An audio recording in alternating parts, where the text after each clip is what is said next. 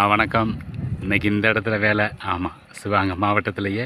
ஆமாம், இப்படி ஒரு இடம் இருக்குது, மிலிட்ரி கேம்ப்னு சொல்லிட்டு இப்படி ஒரு இடம்லாம் இருக்குதுன்னு இன்றைக்கி தான் இந்த பார்க்குற வாய்ப்புகள்லாம் கிடச்சிருக்குது. ரொம்ப லென்த்தாக இருக்குது. பயங்கரமாக ஒரு இடத்துல சிவகங்கை மாவட்டத்தில் ஃபுல்லாக ஒரு இடம். இந்த இடத்துல இன்றைக்கி எங்களுக்கு வேலை. அந்த சின்ன வயசில் படிக்கிற அந்த வயசில் கூட அந்த வாத்தியார் ஒருத்தலாக எந்திரிச்சு கூட அவங்களோட ஆசைகளை சொல்லுவாங்க. நீ என்ன வாங்கணும்னா கரெக்டாக ஒவ்வொருத்தரும் ஒரு 4 வேலையத்தை சொல்லுவான். நான் போலீஸ் ஆகணும், நான் டாக்டர் ஆகணும், நான் ஒரு டிரைவர் ஆகணும் அப்படின்னு சொல்லுவாங்க. ஆனால் இப்போ உள்ள பிள்ளைகள்கிட்ட ஒரு சிலர்கிட்ட கேட்டால் அந்த 100 நாள் வேலைக்கு போகிறதுனால கூட ஒரு சிலர் சொல்லுவாங்க, நான் 100 நாள் வேலைக்கு போகணுன்னு கூட விளையாட்டுத்தனமாக சொல்லுவாங்க. அது காமெடியாக. கண்டிப்பாக ஒவ்வொருத்தரும் ஒரு ஆசையில் தான் அதெல்லாம் சொல்கிறோம்.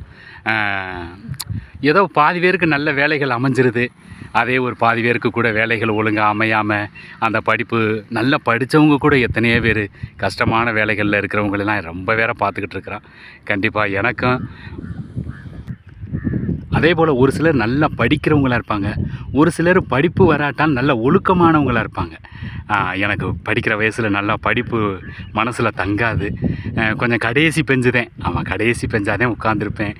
படிக்கிறதுல கம்மியாக இருந்தாலும் ஒழுக்கமாக இருப்பேன். ரொம்ப சேட்டைகள் பண்ணுறது, வேறு ஏதாவது தவறான விஷயங்களில் ஈடுபடுறது, அப்படி விஷயத்தில் இருக்க மாட்டேன். அதனால் எனக்கு ஒரு கிடைத்த பரிசை பற்றியலாம்.